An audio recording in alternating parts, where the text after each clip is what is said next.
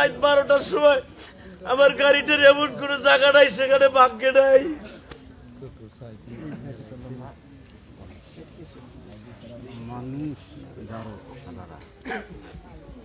যদি সত্যিকারে আপনারা আলেমুল্লাহ ভালোবেসে থাকেন, আলেমদের পক্ষে আপনারা সাক্ষী দিবেন। যদি না দেন, এই কিয়ামতের মাঠে বলে যাবো, এই মুসাফির আপনাদের ছেলে মেয়ে একটাও মানুষ হবে না, একটাও মানুষ হবে না। আমি বলে গেলাম চোখের বাড়ি দিয়ে মুসাফির হিসেবে।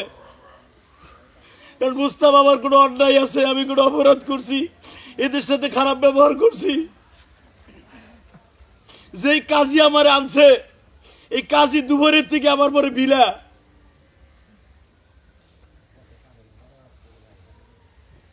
দেখেন মাহফিল কমিটির একটা লোক নাই, তাহলে বোঝা গেছে এখানে মাহফিল কমিটিরাই করাইছে আমার এই কাজ। একটা লোক আমার কাছে আসতেছে না, একটা সান্ত্বনা দিচ্ছে না। এরা কি ভাবতেছে এরা বাঁচবে? আমার যদি 1 কোটি টাকা খরচ হয়, প্রত্যেকটার আমি দেখে ছাড়বো ইনশাল্লাহ। একটা কমিটির লোক আইসা আমার সান্ত্বনা দিল না। যদি আপনি আমাদের এসে আসছিলেন, দেখি কি করা যায়। একটা লোক আসে না, তাহলে বোঝা গেল এখন ভলান্টিয়ার দিয়ে ভাগাইছে।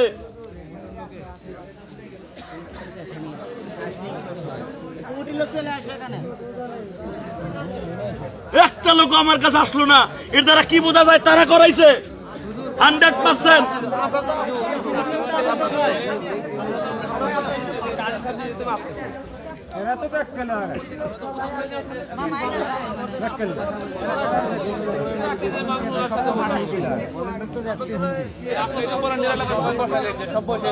ওই বসে নাই একটা ভলান্টিয়ারও, যারা মোনাজাতের আগে যেগুলো ভাঙছে ওরা আস্তে করে চলে আসছে, আমি এই চোখ দিয়ে দেখছি।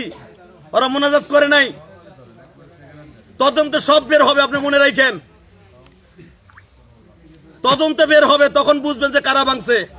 আপনার ভলান্টিয়ার দিয়ে এই কাজ করাইছেন।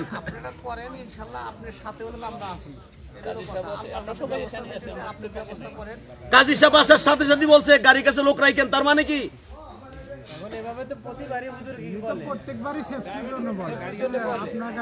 প্রত্যেকবার গাড়ি জায়গাতে এই বছর ভাঙলো কেন?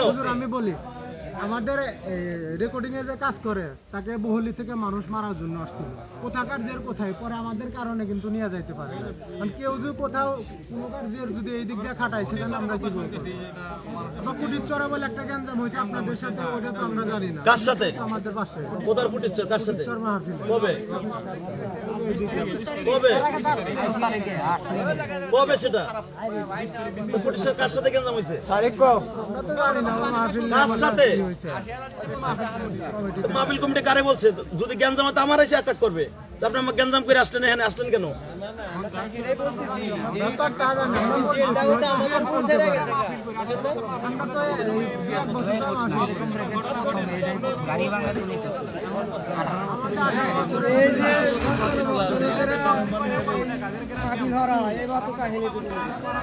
বড় বড় হুজুরি তা না, গাড়ি এই জায়গাতে রাখে।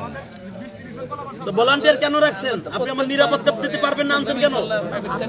আপনি বলতেছেন যে এখানে আগের থেকে বলতেছেন গাড়িতে লোক রাখেন, কেন আমি রাখবো কেন? আপনি আমারে আনছেন সিকিউরিটি দিয়ে, না সিকিউরিটি না পারলে আপনি আনছেন কেন আমাকে ঢাকার থেকে? আমি কি চিনি কোন মানুষটা আমার শত্রু, কোন মানুষটা আপনার শত্রু? আপনি আমার আগের থেকে বলতেন, আমি পুলিশ নিয়ে আসতাম। আমরা তো জানতাম না, আমাদের তো 18 বছরে এরকম কোনোদিনও ঘটনা ঘটে নাই। যদি ঘটতো এইটি বলেন না, এইটি বলেন না, এইটি বলেন না। এগুলা আমি 18 বছর রস করি না, আমি বলছি 26 বছর রস করি। ঠিক আছে, কিন্তু আমরা এরকম কোন ঘটনা যদি হইতো তাহলে আমরা অবশ্যই কমিটি রাখতাম। তারপরে ছিল হচ্ছে চতুর্পাশে আলো লাইট ছিল, আমরা জানতাম তো এরকম কোনো কিছু হবে না। গেটের সামনে এখন কে কি করছে না করছে, এরা কিভাবে কি বলবো? যদি এরা হইতো যে এরকম ঘটনা ঘটবে, তাহলে তো এরকম কোনো কিছু হইতো না।